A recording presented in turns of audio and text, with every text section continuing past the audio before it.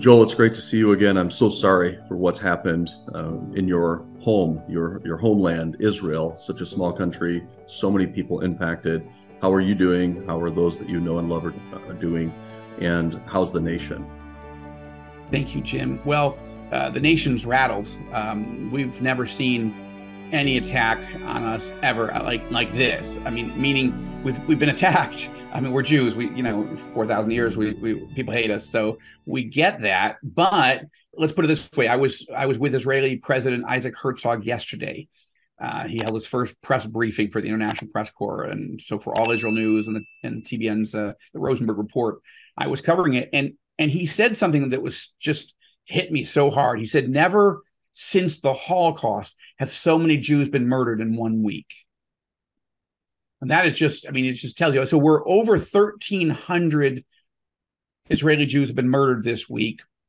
And remember, as you mentioned, just when we started, we're a small country. We're only 10 million people, but U.S. is a continent of 330 million people. So you guys are 33 times larger than us by population. So as horrific as having 1,300 people be murdered is in 1 week, it would be like almost 45,000 Americans being murdered in 1 week in the United States. Imagine if that's what you had to report and deal with.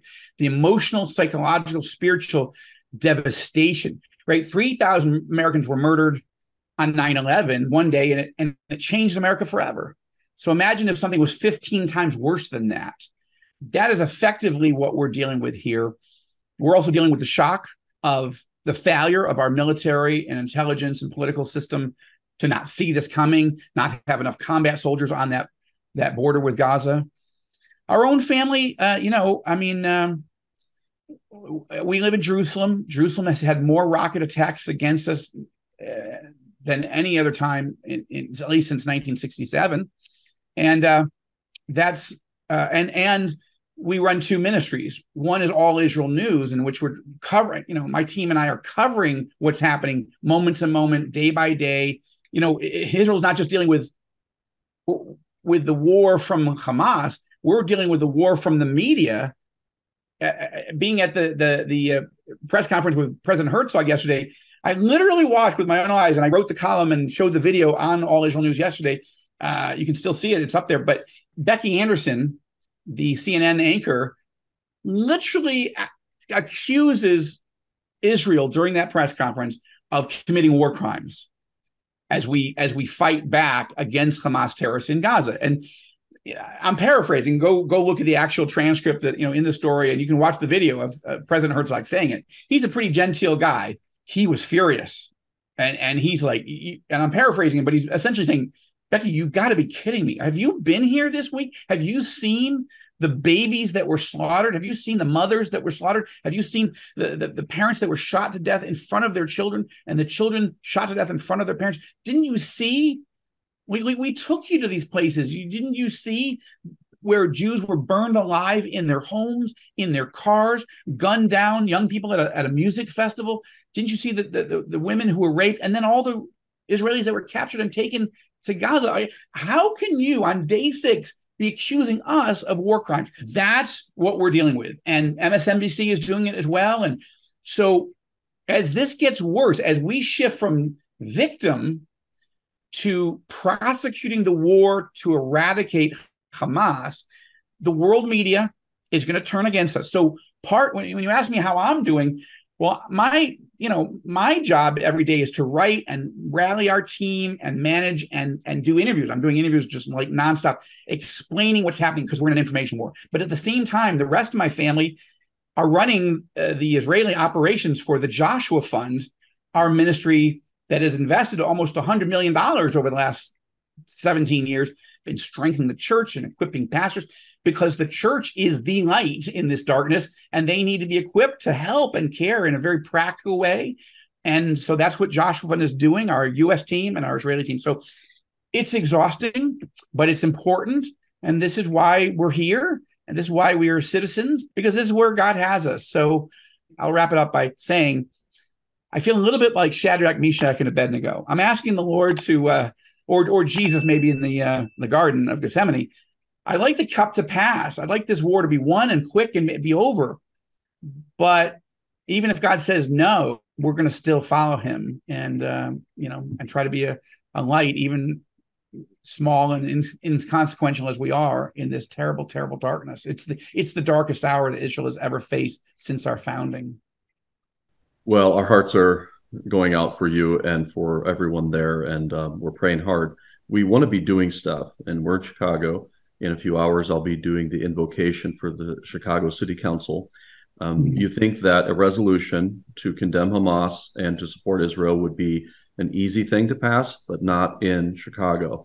And we have one Jewish alderman who has submitted this resolution, and there's been pushback, unfortunately.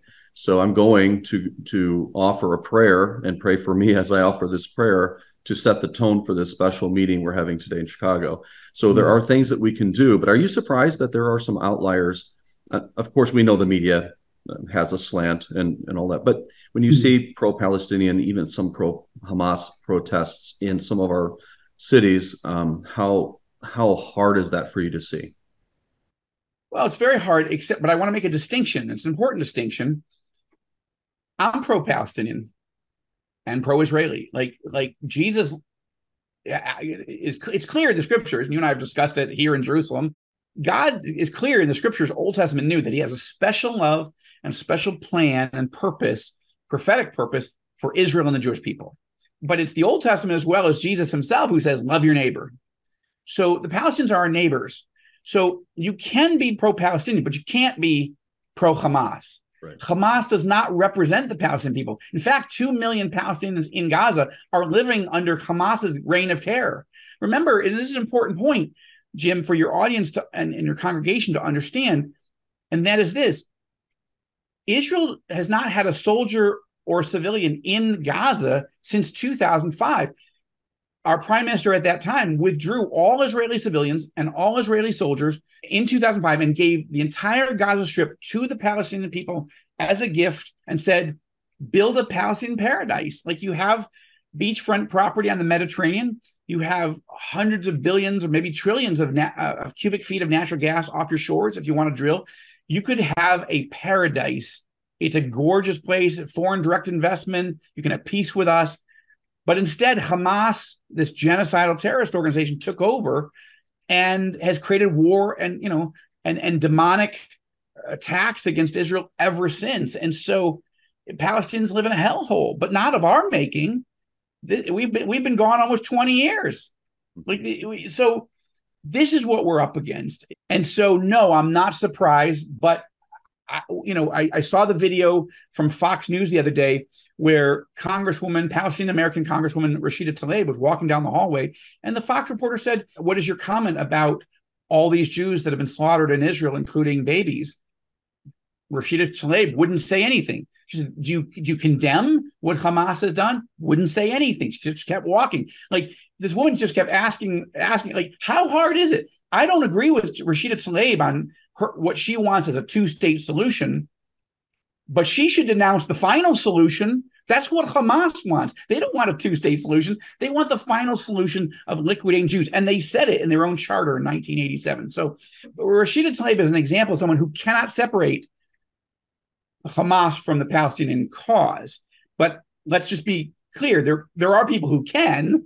And so being pro-Palestinian doesn't mean that you have to be anti-Israel. But unfortunately, too many people that are at these rallies right now are clearly representing pro-Hamas, pro-genocide views, and that's reprehensible. And unfortunately, the Bible's clear. All that sentiment of anti-Israel, anti-Jewish, anti-Semitic views that's going to get worse between now and the return of Christ.